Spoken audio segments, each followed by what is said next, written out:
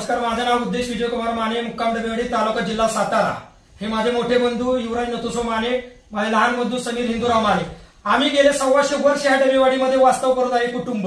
हे तहसीलदार, माननीय तहसीलदार, collector office यांना सगळ्यांना माहिती असून स्टे वगैरे आमच्या जमिनीमध्ये आहे। ही गोवर्धन संस्था वाई विरुद्ध आम्ही माने कुटुंब हे गेले 42 वर्ष आमचा वाद चालू आहे।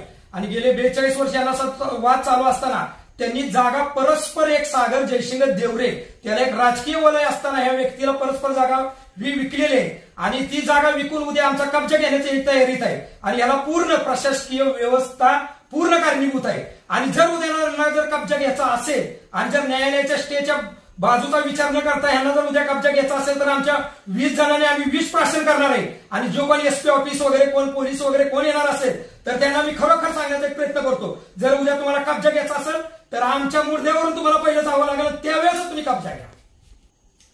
गेले तहसीलदार साहेबांना मी 24 तारखेला एक अर्ज देऊन सुद्धा माहिती घ्या, तुम्ही ह्या माहितीच्या आधारे तुम्ही ही करा, पण तहसीलदार साहेबांनी कोणतीही माहिती न घेता डायरेक्ट कब्जेची ऑर्डर आम्हाला दिली। आमचं कोणताही विचार केला नाही।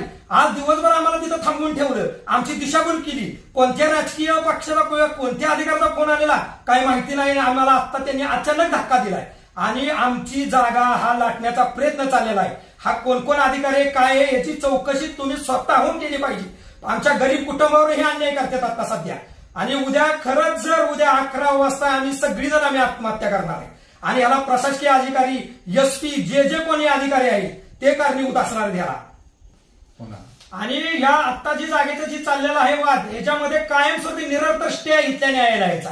सुप्रीम कोर्टामध्ये आता पेंडिंग आहे केस, हायकोर्टामध्ये म्हणजे रिव्हिजन आमचं दाखल आहे, तर माननीय कलेक्टर ऑफिस माने साहेब यांच्याकडे आमचे पेंडिंग केसेस आहेत, तहसीलदार साहेबांकडे आता अर्ज केलेला आहे, मंडल अधिकारी त्यांच्याकडे आता अर्ज चालू आहे। हे सुद्धा सगळं प्रलंबित असताना इतकं आमच्यावर जी ही केलेलं आहे, ह्यांनी कायद्याचा पूर्ण भंग केलेला आहे आणि ह्यांना जागा का पाहिजे कशासाठी पाहिजे हे खरोखर त्यांनी अन्याय केलेला आहे। आणि याला आमचा कृपा करून का जर उद्या आमचा चेहरा वगैरे काही बघायचा असेल किंवा आमची लहान मुलं जर तुम्हाला ही पाहिजे असेल उद्या मी लहान मुलांसहित आम्ही आत्महत्या करणार आहे।